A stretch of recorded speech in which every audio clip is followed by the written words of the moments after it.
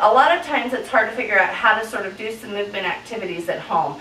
When you have a big family like we do, we oftentimes will come together for circle time, and before we get started with our regular lessons, we will do some practicing. And I generally tend to gear this to the younger child. I think it's very important that the older children sort of work together to help the younger one along. And in this case, where Ellie's pretending to be our first grader, the older boys are participating in helping her with her times tables. And what we're doing today is we will just start with skip counting, and we'll do something very simple. You would do 2s, 5s, 10s for a young child. And at first, you'll all have to say them together so that the first grader can sort of get that rhythmic thing going. And then after you get going for a bit, then you can just have each person say theirs. So first we'll start, and all of us will say them. So Mom will throw the beanbag. Remember who you're throwing to. One thing I find really important is to keep the reverence in this, because it's very easy to get silly, isn't it? Let's get started.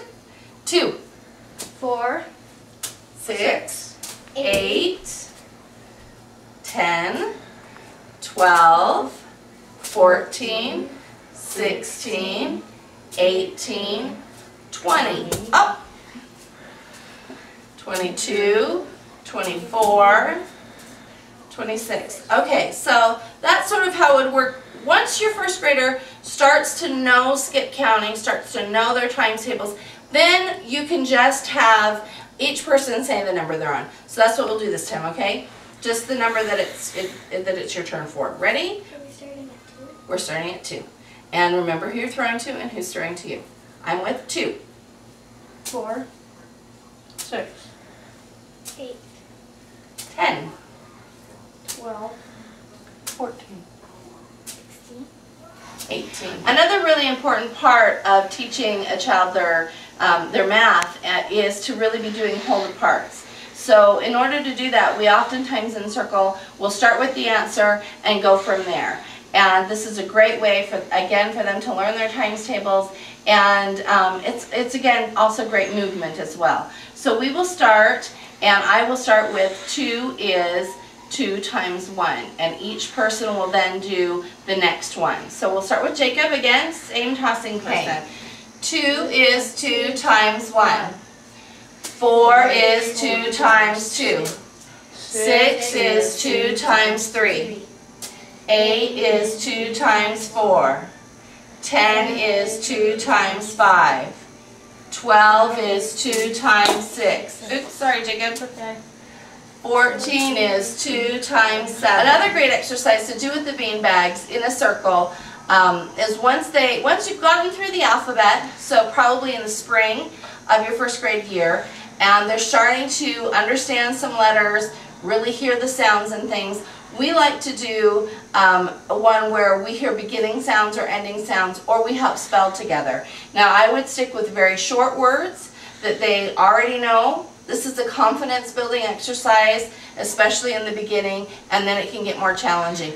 I actually like to do it with these two big kids as well, because it helps with their spelling, and it's just a sort of a great way to get your body moving into it, and you know, you can do these sorts of really simple games anywhere, anytime. A beanbag is so small, it's really easy to stuff it in your purse, and then if you're in a situation where you've got some grass where everybody needs to run off steam, you can, you know, use beanbag games that way. You can use them at the park. So really, you know, put your thinking cap on and really think about different ways that you can utilize this for your family. And if you've just got a smaller family, we'll show that too in just a moment. But let's go ahead and do, let's do short words, okay? Beginning sounds, and Mom will start with hop.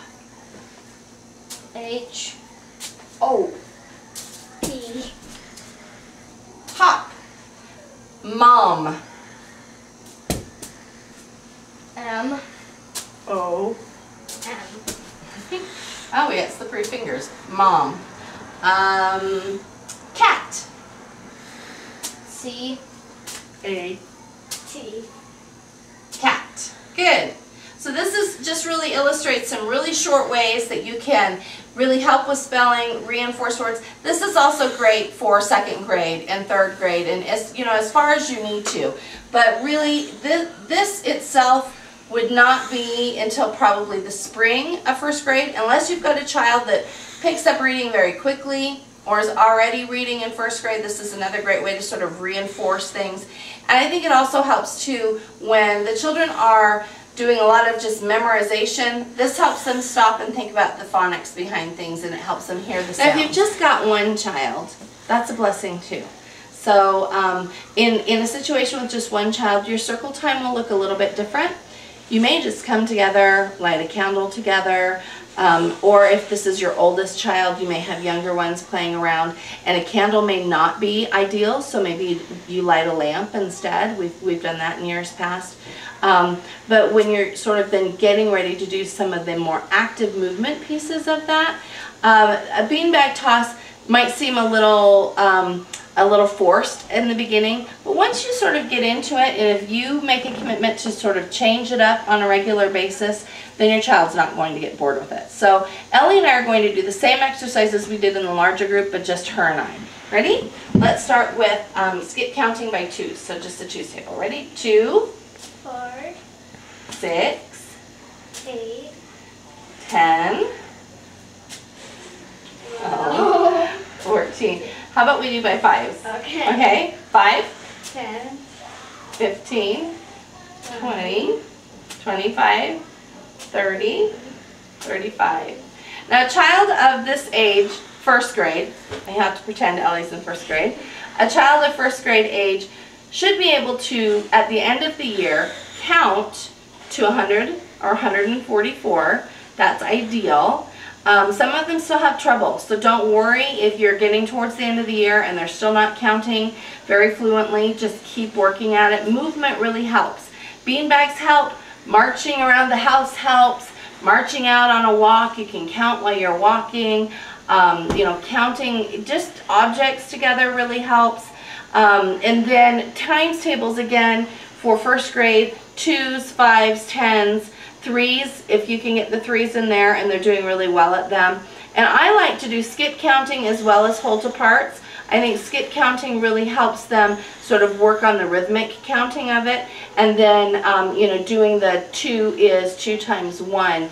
That helps them sort of with the whole to parts of it. And I would do it backwards and forwards, and also do 2 times 1 is 2. And that way, so then you're doing it backwards and forwards. So that just sort of illustrates more of what it would be like if she were your oldest child or your only child. So that's 1st grade beanbags.